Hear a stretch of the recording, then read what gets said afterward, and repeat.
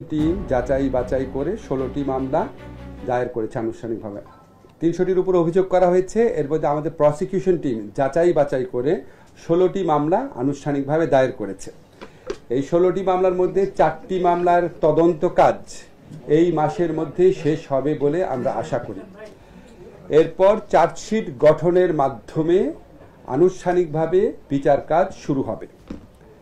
এখন যখন আনুষ্ঠানিকভাবে বিচার কাজ শুরু হয়, ধরেন এই শুরু হওয়ার পর 3 সপ্তাহ সময়, আমাদের আইন অনুযায়ী 3 সপ্তাহ সময় এটা ডিফেন্স টিমকে দিতে হয়। ওনাদের প্রিপেয়ার্ড হওয়ার জন্য 3 সপ্তাহ টাইম ডিফেন্স টিমকে দিতে হয়। তো আমরা আশা করছি এই 3 সপ্তাহ টাইম অতিবাহিত হলে আনুষ্ঠানিকভাবে সাক্ষ্য গ্রহণ যে প্রক্রিয়া, যেটা আপনারা খুব ঘন ঘন দেখবেন, এই সাক্ষ্য গ্রহণ প্রক্রিয়াটা শুরু হবে ঈদের পরপর এপ্রিল মাস থেকে। এই আদালতে অব্যাহতভাবে শুনানি হয় বলে এসব মামলার রায় পরবর্তী 4 থেকে 6 মাসের মধ্যে এপ্রিল থেকে শুরু করে পরবর্তী 4 থেকে 6 মাসের মধ্যে প্রদান করা যাবে বলে আমরা আশা করি। অর্থাৎ এই হিসাবে অক্টোবরের মধ্যে আমরা 3-4টা মামলার রায় পেতে যাচ্ছি বলে আশা করি। এটা বিচারিক প্রক্রিয়ার ব্যাপার, কিন্তু আমরা তদন্ত যে টিম আছে, আমাদের প্রসিকিউশন টিম আছে, বিশেষ করে আমাদের চিফ প্রসিকিউশন যে লয়ার আছেন ব্যারিস্টার তাজুল ইসলাম, ওনার সাথে কথা বলে আমার যে ধারণা হয়েছে সেটা আপনাদের ব্যক্ত করছি। আমরা আশা করছি এই বছর অক্টোবরের মধ্যে আমরা 3 থেকে 4টি মামলা রায় পেয়ে যাব।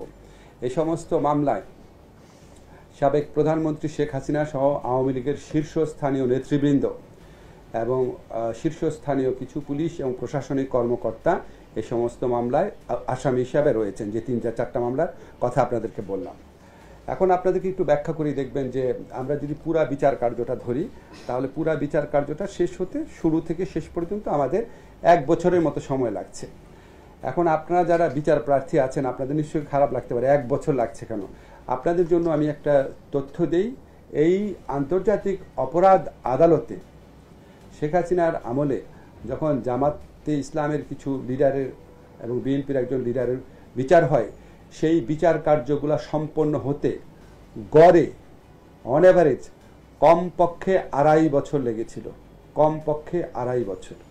সেখানে আমাদের এই আদালতে তার অর্ধেকেরও কম সময় লাগছে। কেন লাগছে? কারণ আমাদের প্রসিকিউশন টিম, তদন্তকারী টিম, তারা প্রচণ্ড নিষ্ঠার সাথে দিনে রাতে কাজ করছেন। তারা আমরা প্রায় রেগুলারলি খবর রাখছি। এছাড়াও আপনাদের আরেকটা কারণ একটু তাড়াতাড়ি হবে, কারণ ওই যে বিচার কার্যগুলো অনুষ্ঠিত হয়েছে ওগুলো অনেক আগের ঘটনাবলীর প্রেক্ষিতে বিচার কাজ হয়েছিল। আর এই আদালতে যে বিচার কাজ হচ্ছে এটা সাক্ষ্য প্রমাণ এত বেশি আছে, যে কারণে আমরা আশা করছি 1 বছরের মধ্যেই প্রথম কয়েকটা রায় আমরা পাবো।